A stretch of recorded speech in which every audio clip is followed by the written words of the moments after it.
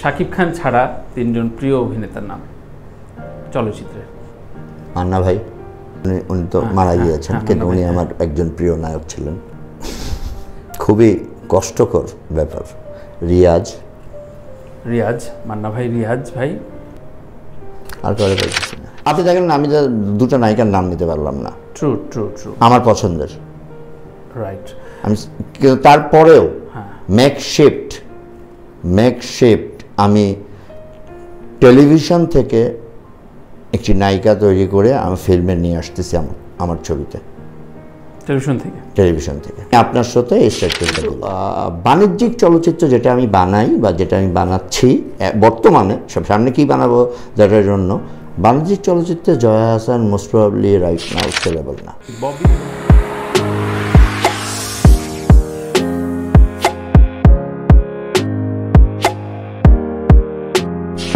ভাই, আপনি হিমেল আশরাফ ছাড়া তিনজন আপনার প্রিয় পরিচালকের নাম বলতে হবে। শাকিব খান ছাড়া তিনজন প্রিয় নায়কের নাম বলতে হবে।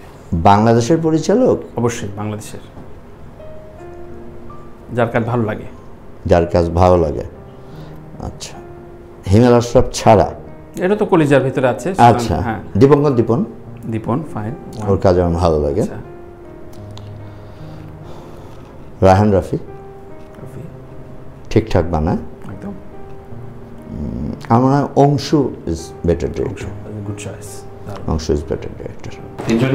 তিনজনকে আপনি কাজের দিক বিবেচনা করে বলেছেন? হ্যাঁ, একদমই কাজের দিক বিবেচনা। আর যদি ব্যক্তিত্বের দিক বিবেচনা করে তিনজন পরিচালকের নাম বলতে পারেন? পরিচালকের ব্যক্তিত্ব নিয়ে আমরা থাকুক না, কাজের সাথে এত পরিচালকের সাথে আমি মিশি নাই। এত পরিচালকের সাথে আমি মিশি নাই যে এত পরিচালকের ব্যক্তিত্ব নিয়ে আমি কমেন্ট করতে পারবো না। আর পরিচালকরা নায়িকাদের সাথে প্রেম করবে, এগুলো ভালো লাগে। আই অ্যাকসেপ্টেড তো ভিউ বাণিজ্যটা আমি অ্যাকসেপ্ট। না, পরিচালকরা একটু আবেগী হয়, খুব এটা লাগবে তো থাকা উচিত, কিন্তু আমি মনে করি ব্যক্তিত্ব আর প্রেম কিন্তু ব্যক্তিত্বের অংশ, আলাদা জিনিস। আমি বলছি ব্যক্তিত্ব, যেমন আমরা যে দুজনের নাম উচ্চারণ করলাম, শ্রদ্ধার সঙ্গে বলছি যে মালেক আফসারি এবং দেলোয়ার জাহান ঝন্টু ভাই, মানে ব্যক্তিত্ব যদি না থাকে আপনার তিনজনের ভিতরে রাখলেন না, আমরা দুজনের নাম আমরা যে আলোচনা করলাম আর কি, ব্যক্তিত্ব যদি না থাকে তাহলে আপনার কাজের ক্ষেত্রে প্রেম তৈরি হবে না, প্রেম ফুটে উঠবে না, আপনার মানুষের কাছে আপনি সেভাবে পৌঁছাতে পারবেন না, আপনি যত বড় লেজেন্ডারি মানুষ আপনাকে মনে রাখবে না। হ্যাঁ, তো সেই জন্য আমরা ব্যক্তিত্বটা ইম্পর্টেন্ট কাজের পাশাপাশি। একদমই। সো সেকেন্ড প্রশ্ন, শাকিব খান ছাড়া তিনজন প্রিয় অভিনেতার নাম চলচ্চিত্রে। মান্না ভাই প্রয়াতের দিকে চলে যাচ্ছে। মান্না ভাই একজনের রাখবো, প্রয়াত। আচ্ছা, উনি তো মারা গিয়েছেন, কিন্তু উনি আমার একজন প্রিয় নায়ক ছিলেন, সবার প্রিয়। মান্না ভাই।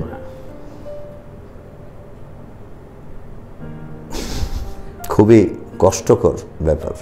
রিয়াজ, মান্না ভাই, রিয়াজ ভাই। তারপরে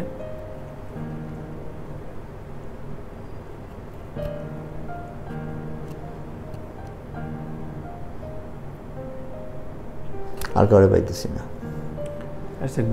বিগ স্টেটমেন্ট যে আর কাউকে আশাদ আদনান খুঁজে পাচ্ছে না।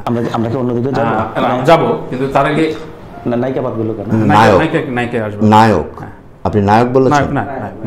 মান্না ভাইয়ের আগে আমি যদি নায়ক হিসাবে চিন্তা করি, মান্না ভাইয়ের পরে রিয়াজের আগে আসবে চঞ্চল চৌধুরী। আচ্ছা, চঞ্চল চৌধুরীর কথা বললেন, আমার খুব দারুণ ক্লু মনে পড়লো। চঞ্চল চৌধুরী একটা স্টেটমেন্ট দিয়েছেন, খুব বিস্তর স্টেটমেন্ট দিয়েছেন, আমি জানি না আপনার চোখে পড়েছে কিনা। প্রিয়তমার সাকসেস এবং বর্তমান চলচ্চিত্রের আলোচনা নিয়ে বলেছেন। দু লাইনে বলেছেন যে, বেশ বড়সড়ে বলছেন, আমি দু লাইনে বলছি যে চলচ্চিত্রের আলোচনাটা বক্স অফিস কত টাকা কালেকশন করলো একজন দর্শকের এটা জানার কোনো প্রয়োজন নেই। চলচ্চিত্রের আলোচনা হওয়া উচিত মননশীল, কোনটা ভালো অভিনয় করলো, কতদূর আমার আবেগে টানলো, কতটুকু নিয়ে আমি গেলাম, এটা নিয়ে। কিন্তু এই আলোচনাগুলো থেকে আমরা বেরিয়ে আসছি। আপনি কি মনে করেন চলচ্চিত্রের? না, চলচ্চিত্রের আলোচনা সব কিছু নিয়ে হতে হবে। শুধু কতটা আবেগ, কতটা মননশীল, কতটা দর্শক প্রিয়তা পেয়েছে, কতটা ভালো অভিনয় হয়েছে, শুধু এগুলো নিয়ে গেলেই হবে না। কতটা টাকা কামিয়েছে, কতটা বক্স অফিসে হিট হয়েছে, তাহলে সারা বিশ্ব জুড়ে বক্স অফিস কালেকশন কেন আছে, সেদিকেও যেতে হবে। চঞ্চল ভাই তার দৃষ্টিভঙ্গি থেকে হয়তো বলেছেন, হয়তো ওনার কাছে টাকাটা ম্যাটার করে না, হয়তো, কিন্তু আমি প্রয়োজক, আমার কাছে টাকাটা তো ম্যাটার করে। টাকা না থাকলে ফিল্মটা হবে কিভাবে? Fine, right. নায়িকার প্রসঙ্গটা এবার একটু আসি। প্রিয় তিনজন নায়িকা ঘামছেন। তিনজন নায়িকা, এটা তো আমি কাউকে রেফার দিতে পারি না যে একে ছাড়া, কারণ হ্যাঁ? আপনি আপাতত নায়িকা ছাড়াই রয়েছেন, বাংলাদেশি নায়িকা ছাড়া। না, বাংলাদেশি নায়িকা নিয়ে আমি ছবি বানিয়েছি তো। বানিয়েছেন অগণিত না। আঁচলকে নিয়ে আমি ছবি বানিয়েছি, সোনিয়াকে নিয়ে আমি ছবি বানিয়েছি, ফিল্মের ক্ষেত্রে দিচ্ছেন নাকি? film। আইরিনকে নিয়ে আমি ছবি বানিয়েছি। Film, only film, only film, বাংলাদেশের নায়িকা, বাংলাদেশি নায়িকা। অতীত বর্তমান সব মিলিয়ে অবশ্যই বর্তমান রাখতে হবে, এটা ম্যান্ডেটরি। বর্তমান রাখতে হবে, হ্যাঁ। অতীত রাখা যাবে? হ্যাঁ রাখতে হবে, একটা রাখতে হবে, মান্না ভাইয়ের মতো একটা রাখতে পারে। মান্না ভাইয়ের মধ্যে রাখতে হবে। আচ্ছা, কবরী ম্যাডাম, খবরে পা এই যুগের নায়িকা, এই যুগের নায়িকা, অ্যাক্টিং নির্ভর নায়িকা আসলে মুশকিল, খুব মুশকিল। কালকে ভার্চুয়াল মিডিয়ায় চলে আসবে যে ভাইয়া তো শোতে নাম বলছেন আমার, কোন ছবিটা পাচ্ছি। আচ্ছা, এই যুগের কোনো নায়িকার নাম আমি নিতে চাই না। নিতে চান না? না, নিতে চাই না। খুঁজেও পাচ্ছেন না? খুঁজেও পাচ্ছি না। বাংলাদেশ চলচ্চিত্রের অবস্থাটা আপনার কথায় খুব স্পষ্ট ফুটে আসে, মানে এর বাইরে এত খরা, অনেক খরা, অনেক খরা। সত্যিকার অর্থেই আমি গত 10-12 বছরে দেখি না। না না, অনেক খরা। আপনি দেখেন না, আমি দুটো নায়িকার নাম নিতে পারলাম না ট্রু ট্রু ট্রু, আমার পছন্দের। রাইট। আমি কিন্তু তারপরেও হ্যাঁ, মেকশিফট আমি টেলিভিশন থেকে একটি নায়িকা তৈরি করে আমি ফিল্মে নিয়ে আসতেছি আমার ছবিতে, টেলিভিশন থেকে। ওকে, এটা আমি আপনার সাথে এই স্টেটমেন্টটা দিলাম। দারুণ। সো এবার একটু বলেন যে কেন, কোন জায়গা থেকে পরিপূর্ণ না, যেহেতু বাংলাদেশি কোনো নায়িকায় পরিপূর্ণ না, প্রফেশনালিজম পরিমণি কেন পরিপূর্ণ না?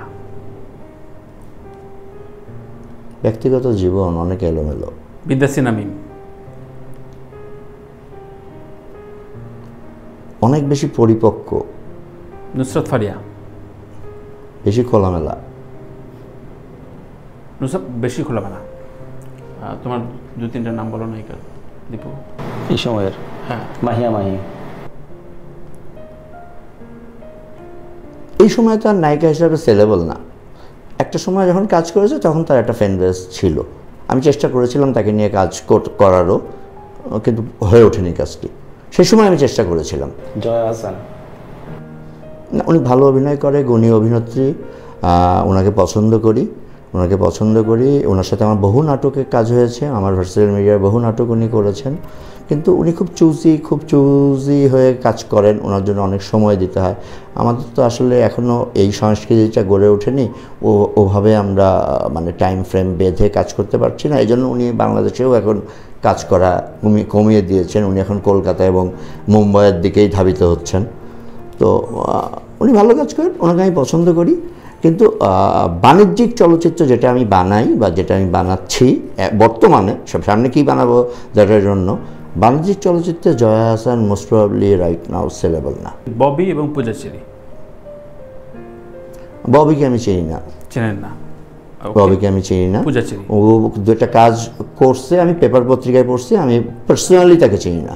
আচ্ছা, মানে দেখাও হয়নি? না, আমার সাথে কখনো দেখা হয়নি ববির।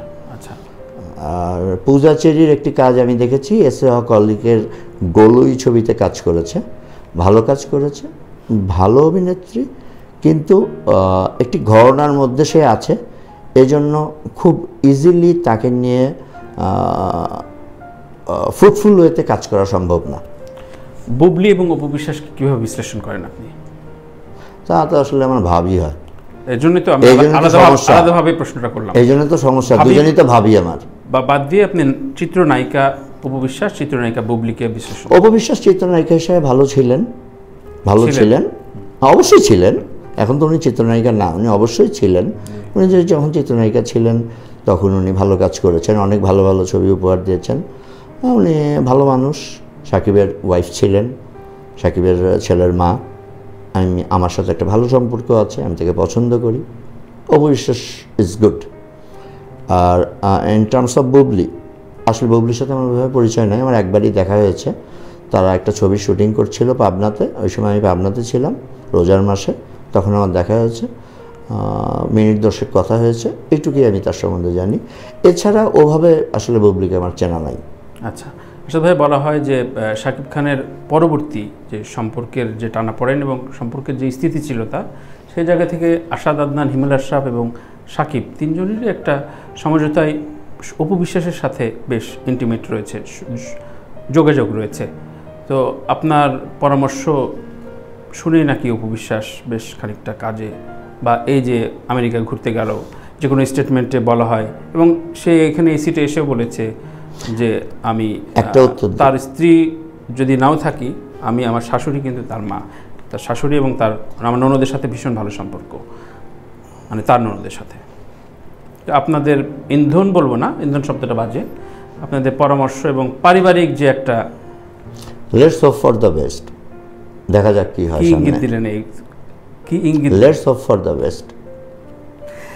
দীপু, আসাদ আদনান সম্পর্কে ওনার যে সর্বশেষ সংলাপটা শুনে আমার যে 2017 সালের কথা মনে পড়ছে, সেই নিকেতন, তারপর হচ্ছে সেই সম্ভবত 2 নম্বর রোডের বাড়ি, ভাইয়ের 53 নম্বর বাড়িতে, একই রোডের 53 নম্বর বাড়িতে ছিল ভাইয়ের অফিস, সাকিবের সেখানে যাওয়া ইতিহাস। সুতরাং আমরা আসলেই দেখি অপেক্ষার ভাইয়ের কথা আসলে আমরা দেখি না, কিন্তু কি হয় অপেক্ষা কি। আমি তো বহু কিছু, বহুদিনের সাক্ষী, তুমিও আমার পাশাপাশি ছিলা, আমরা বহু কিছু দেখেছি, বহুদিন গিয়ে বহু সময় পার হয়েছে।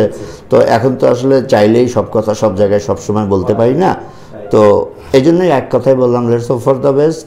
দেখি কি করা যায়, মানে কি করা যায় সবচেয়ে বড়, এবং সেটা আপনি পারবেন। একটা স্থিতিশীলতা দরকার সুপারস্টারের, যে কোনোভাবেই, সাংসারিক বা পারিবারিক, সেটা আমরা মনে করি। বিয়ে দিতে বলছেন না, স্থিতিশীলতা বলছি, সেটা বিয়ে হোক, আমি তো জানি, সেটা আসাদ আদনান জানেন। দীপুর কাছে একটা প্রশ্ন রাখি, ভাই আপনার না সাকিব খান নতুন ভাবে পাচ্ছেন না, আচ্ছা সেই সম্ভাবনা দেখছো? আচ্ছা প্লিজ প্লিজ প্লিজ, তুমি ঘটক নাকি? তো সেটা শেষ করবো। দীপু, আসাদ আদনান সম্পর্কে তোমার 2 লাইনের মূল্যায়ন করতে হবে, ভালো মন্দ সহকারে। হ্যাঁ, আমি প্রথমেই বলেছি যে উনি ভালো, সবচেয়ে উদার, আর ওনার সবচেয়ে খারাপ দিক হচ্ছে উনি মানুষকে খুব সহজে বিশ্বাস করেন।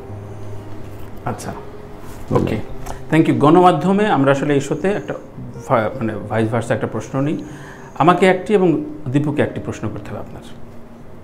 ওকে, তোমার দিয়ে শুরু করি। এসিটা কমায় রেখে আমার ঘামায় কি দর্শকদের দেখাতে চাইছিল তোমার কোশ্চেনে আমি ঘামি? না, আপনি আসলে মনস্তত্ত্বভাবে ঘামছিলেন এবং স্বাভাবিকভাবেই খুব ইম্পর্টেন্ট কিছু বিষয় নিয়ে আসলে আপনি খুব সুন্দরভাবে ব্যাখ্যা দিয়েছেন, এর জন্য ধন্যবাদ, কৃতজ্ঞতা দীপুকে। দীপুরে আসলে আমার কোশ্চেন করার কিছু নাই, কারণ তারপরেও বলি দীপুর আগাগোড়া সব কিছুই আমার জানা, দীপুরও আমার আগাগোড়া সব কিছু জানা। তারপরে বলি, দীপু তুমি কি হ্যাপি? আমাকে যা কোশ্চেন করতে চাইছিল তা করতে পারছো? কিছুটা হ্যাপি, পুরোপুরি না। আচ্ছা, পুরোপুরি হতে নেই নাকি? সবকিছু খুলতে নেই, সবকিছু পুরো হতে নেই, পুরো হতে নেই, তাহলে কিছু না কিছু তো বাকি থাকতে হবে। Right, thank you Asad Adnan ভাই, ধন্যবাদ। ধন্যবাদ, ভালো লাগলো আড্ডা দিয়ে, ভালো লাগলো। আমি অনেক কথাই বলেছি, অনেক কিছুই বলেছি, আমি জানি না কার কতটা মন জুগিয়েছি। আমি চেষ্টা করেছি যা সত্যতা বলার, যা আমি বিশ্বাস করি তা বলার। কারোর যদি মনে কোনো কষ্ট দিয়ে থাকি, ক্ষমা সুন্দর দৃষ্টিতে দেখবেন, আমি ছোট মানুষ। তার আগে একটু জানিয়ে রাখি, শোটার নাম তানভীর তারেক শো। কেমন লাগলো আড্ডা দিয়ে? হ্যাঁ, Tanvir Tarek show is the fantastic show. আমি ফলো করি তানভীর তারেক শো। আমি তানভীর তারেক শোতে আসতে চাচ্ছিলাম, তানভীর তারেক আমাকে ডাকছিল না, আমি খুব কষ্টে ছিলাম, লাস্টলি ডেকেছে, এতে আমি খুব হ্যাপি, এতে আমি খুব হ্যাপি। আর আমি অনেক কথা অনেক জায়গায় অনেক কিছু বলেছি, অনেকের জন্য যদি কখনো কোনো কথায় কেউ কষ্ট পান তাহলে আমাকে মাফ করবেন, আমি ছোট মানুষ, ভুল ত্রুটি হলে ক্ষমা সুন্দর দৃষ্টিতে দেখবেন। ধন্যবাদ সবাইকে। Thank you, thank you Dipu. প্রিয় দর্শক, এইভাবেই আজকে শেষ করি যে আসাদ আদনান ভাই বললেন বিনয়ের সাথে ছোট মানুষ, কিন্তু বাংলাদেশের ফিল্ম ইন্ডাস্ট্রি এবং বাংলাদেশ ফিল্ম ইন্ডাস্ট্রির যাবতীয় মানুষগুলো এখন মূলত ভার্সেটাইল মিডিয়া, আসাদ আদনান সহ তাদের প্রতি অনেক প্রত্যাশা রেখে চলেন, এবং সেই প্রত্যাশার চাপটাও যেমন রয়েছে, তেমনি আসাদ আদনান ভাই সুস্থ থাকুক, সবল থাকুক, এবং বাংলাদেশের ফিল্ম ইন্ডাস্ট্রি আমরা যে জায়গায় দেখতে চাই, বা আসাদ ভাই যে জায়গাটা দেখতে চাই, সেই জায়গাটা যেন পৌঁছায়। সব ভালো থাকি, ভালো রাখি। আল্লাহ হাফেজ।